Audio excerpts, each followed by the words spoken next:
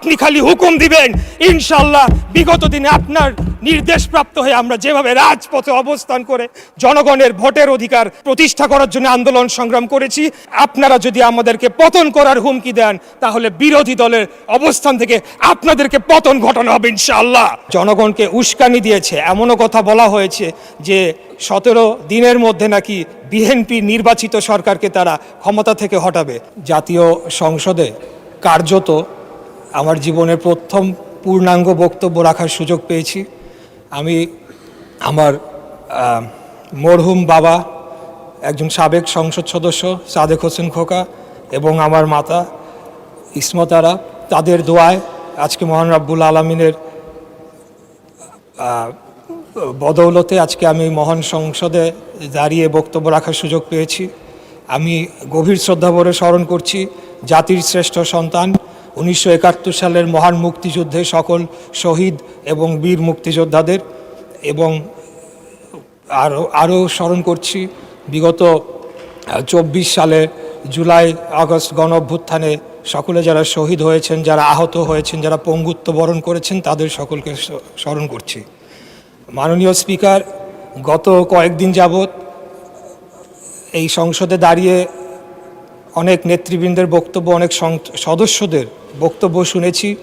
তাই ক্ষণে ক্ষণে প্রতিটি মুহূর্তে প্রত্যেকটি বক্তার পরেই আমার বক্তব্য অনেকখানি পরিবর্তন করতে হচ্ছে। যেভাবে আমি ভেবেছিলাম যে আমার জীবনের প্রথম বক্তব্য রাখবো, সেখান থেকে অনেকটাই এখন সরে আসতে হচ্ছে আর কি। মাননীয় স্পিকার, আমি মুক্তিযুদ্ধ বিষয়ক মন্ত্রণালয়ের দায়িত্ব পেয়েছি।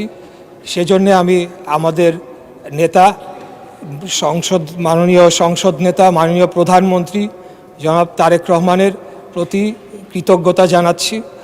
উনি আমাকে সুযোগ দিয়েছেন, উনি আমাকে মনোনয়ন দিয়েছেন, এবং ঢাকা 6 আসনের সর্বস্তরের ভোটাররা তাদের মূল্যবান ভোট দিয়ে আমাকে সংসদে পাঠিয়েছেন। মাননীয় স্পিকার,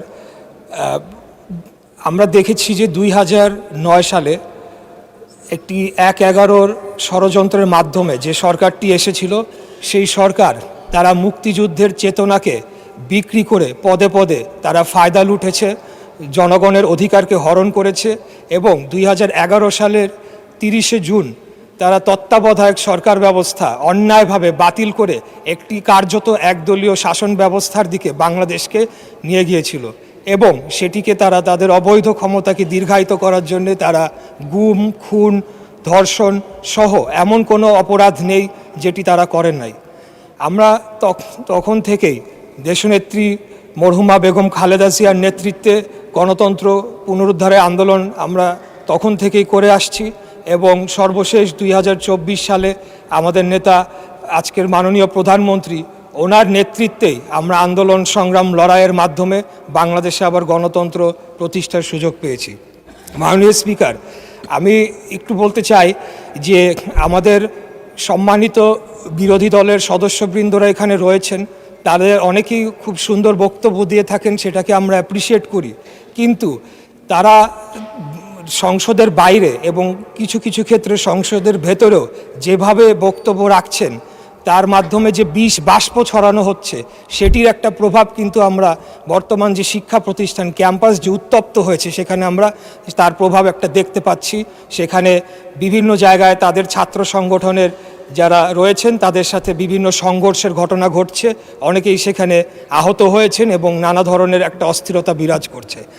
আমি খুব কষ্ট পেয়েছি যে গত সপ্তাহের বৃহস্পতিবার দিন এখানে সুন্দর আলোচনা হলো, জ্বালানি বিষয়ক একটি সমস্যা নিয়ে একটি কমিটি গঠন করা হলো। আমাদের মাননীয় বিরোধী দলের নেতা তিনিও খুব সুন্দর বক্তব্য রাখলেন, কিন্তু পরের 2 দিনই আমরা দেখলাম যে এই 2 দিন সংসদ চলেনি, যে তাদের নেতৃবৃন্দ বিভিন্ন জায়গায় নানা ধরনের কথা বলেছে এবং এক প্রকার জনগণকে উস্কানি দিয়েছে। এমনও কথা বলা হয়েছে যে 17 দিনের মধ্যে নাকি বিএনপি নির্বাচিত সরকারকে তারা ক্ষমতা থেকে হটাবে। তা আমি আপনার মাধ্যমে এই সংসদ এবং জাতি যারা সকলেই লাইভ টেলিকাস্ট হচ্ছে, সকলেই দেখছে, আমি তাদের উদ্দেশ্যে বলতে চাই যে 8 সালের নির্বাচনের মাধ্যমে বা এই সরকার ক্ষমতায় আসে নাই, 14, 18, 24-এর মাধ্যমেও এই সরকার ক্ষমতায় আসে নাই। আমরা জনগণের সরাসরি ভোটের মাধ্যমে ম্যান্ডেট প্রাপ্ত হয়ে এই সংসদে এসেছি। আমাদেরকে যদি কেউ হুমকি ধামকি দিয়ে মনে করে সরকার পতন করবে, আমি আপনার মাধ্যমে মাননীয় সংসদ নেতার উদ্দেশ্যে বলতে চাই, আপনি খালি হুকুম দিবেন, ইনশাল্লাহ বিগত দিনে আপনার নির্দেশপ্রাপ্ত হয়ে আমরা যেভাবে রাজপথে অবস্থান করে জনগণের ভোটের অধিকার প্রতিষ্ঠা করার জন্য আন্দোলন সংগ্রাম করেছি, একইভাবে খুনি হাসিনাকে পতন করার জন্য আমরা যেভাবে আন্দোলন সংগ্রাম করেছি, আমাদেরকে যদি হুমকি দেওয়া হয় তাহলে সম্মানিত বিরোধী দলের প্রতি সম্মান রেখেই বলছি, আপনারা যদি আমাদেরকে পতন করার হুমকি দেন তাহলে বিরোধী দলের অবস্থান থেকে আপনাদেরকে পতন ঘটানো হবে ইনশাআল্লাহ। আমরা কোনো ধরনের অস্থিতিশীল করতে চাই না, আমরা বাংলাদেশে কোনো ধরনের বিভক্তির রাজনীতি চাই না, আমরা একটা শান্তির রাজনীতি চাই, একটা ঐক্যের রাজনীতি চাই। আমরা যদি বিগত 24 সালে যারা শহীদ হয়েছেন তাদের প্রতি যদি আমরা সম্মান প্রদর্শন করতে চাই তাহলে আমাদেরকে একে অপরের প্রতি সম্মান প্রদর্শন করতে হবে এবং সকলে মিলেমিশেই আগামী দিনে বাংলাদেশকে পরিচালনা করতে হবে। আপনারা হয়তো ভুলে যাচ্ছে, আমাদের সম্মানিত বিরোধী দল হয়তো ভুলে যাচ্ছে, এই যে সংঘাত, এই যে একটা অস্থিতিশীল পরিবেশ তারা তৈরি করার চেষ্টা করছে, তার মধ্যে লাভবান কারা হচ্ছে মাননীয় স্পিকার? তার মাধ্যমে লাভবান একমাত্র ফ্যাসিবাদের যারা দোসর, যারা পলাতক রয়েছে তারাই লাভবান হবে। আর তারা যদি আবার কোনোভাবে বাংলাদেশে ফেরত আসে তাহলে কি অবস্থা করবে যারা তাদের বিরুদ্ধে আন্দোলন করেছে, লড়াই করেছে, সেটা আমি আপনার মাধ্যমে আমি প্রশ্ন রাখতে চাই। তাই আমি আর যেহেতু সময় সংক্ষিপ্ত, সময় বাড়ানোর আবেদনও করব না। ইনশাল্লাহ 5 বছরের জন্য নির্বাচিত হয়েছি, আরও সুযোগ পাবে কথা বলার, ইনশাল্লাহ কথা বলে যাব।